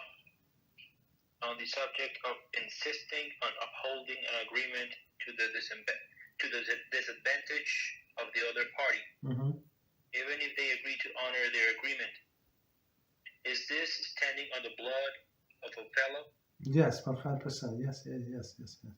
So just it says love. What does it mean? Love yourself, your fellow as yourself. So what you don't want to be done to you, don't do to others. Like a straightforward. So like sometimes you do a mistake, but I mean in America they would honor there's sometimes they would send that message price mistake. Is it price mistake? Go to Israel. I remember a few times it happened, for $200 round trip. Is it possible to have? It's probably it was $2,000 or I don't know, to $2,200, but not 2,000, not $200. So of course some people bought and the company honor it, but and everybody applaud. But it's not they honor because they don't want to be shamed. Is it thievery? 100%.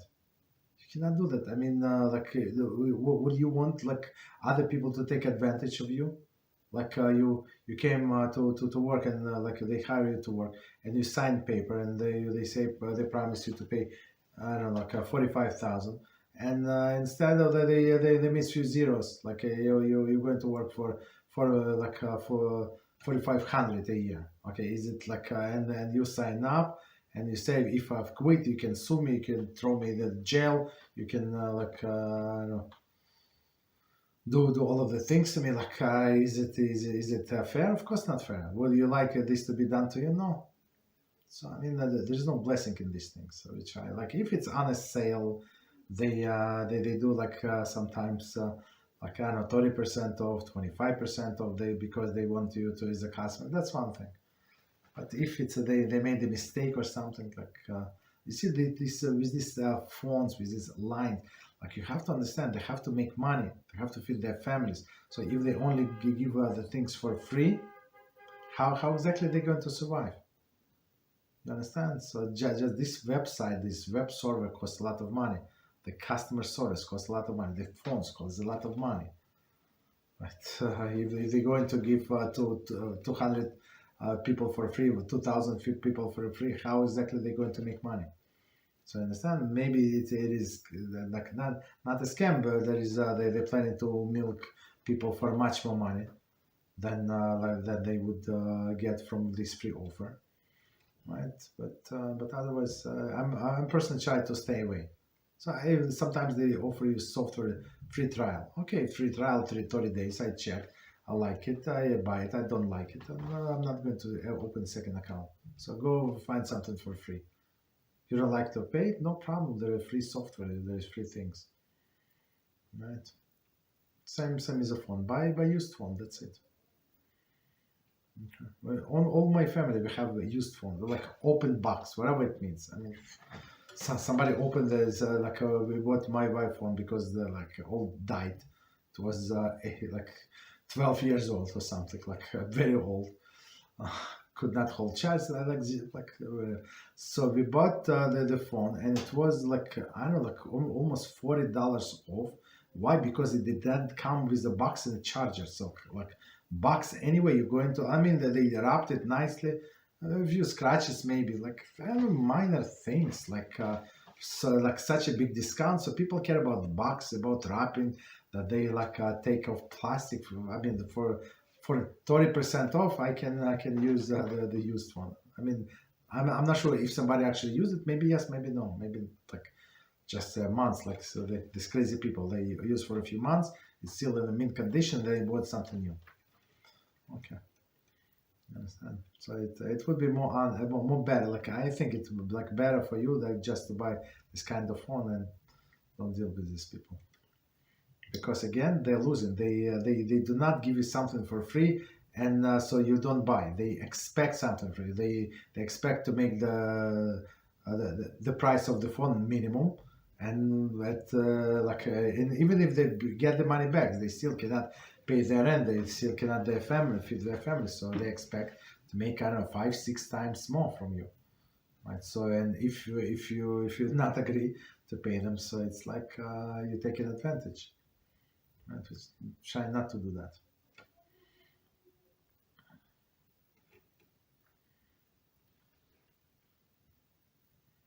Okay. Hey, Rabbi. You're welcome.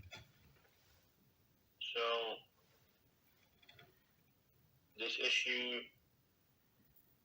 Francisco, if we benefit from the free trial of a website for more than one account, how can we do tshuva for it? I mean, yeah, so try not to do it again. So they already, the store, this website, they understood that some people will take care of, will take advantage of it. So they already forgave it, and there is some they expected some losses. So yeah, so you don't have to return anything to them. So just try not to do it again.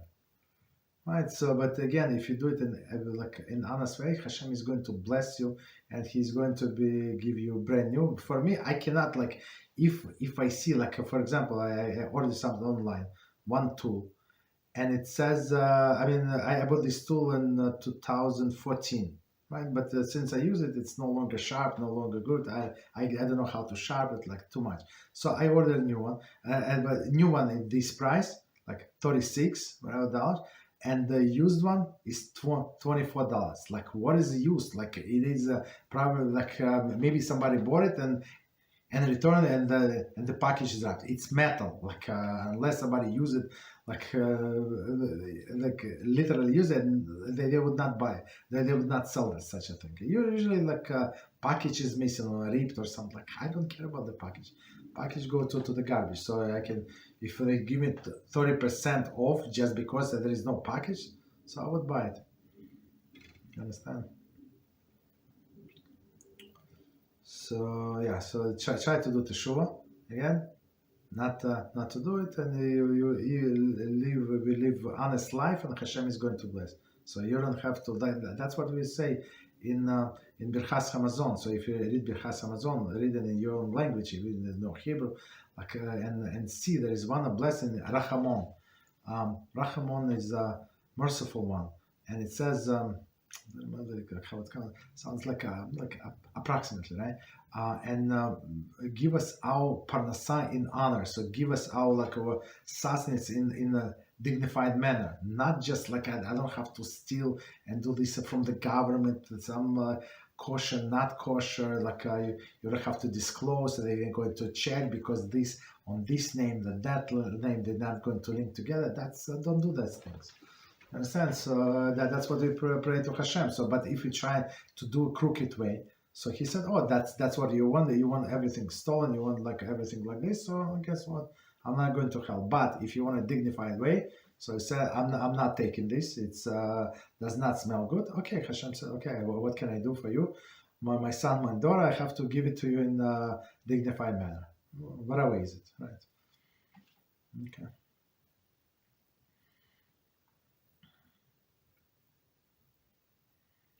You're welcome. So would it be,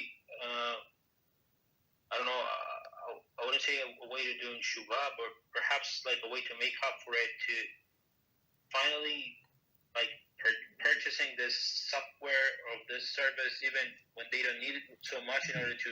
No, don't force yourself. I mean, that's, I mean, if a person needed, yes, but look, they know what I was trying to say, that they already forgave you. Because, for example, they know approximately statistics. I mean, if they're smart, they would do research. For example, if we give out like 1,000 promotional pieces, so like 170 people is going to sign up. Okay, so they know that the rest, whatever they give, hopefully they hope for more, but minimum this amount. So and it was calculated. It's worth it for them to do that. No problem. You understand? So you're not like, but the sure like not to do this crooked deals, and it's very like it says in Shalom Hamelach, the stolen water are sweeter, but you have to know they want to make sale. They want money. They're not giving like something for free because they think that you need it, right? And you deserve it. No, they give you something for free in order to you to buy or somebody else to buy. So if somebody else is going to buy also, and I have no intention to buy whatsoever, zero intention. So don't do it. But if you want to try, you really want to try the services, absolutely take advantage of free trial, absolutely. And if it's not enough, so just a little tip, you can call them and say, I tried, this is my account, can you extend? And they like you don't have to treat. They say cheat, right? They say we're going to extend another 60 days. How about that? So just to prove you that our software is the best without cheating, like they can do manually. That's it. If you want, if you don't want to buy, don't buy. Okay.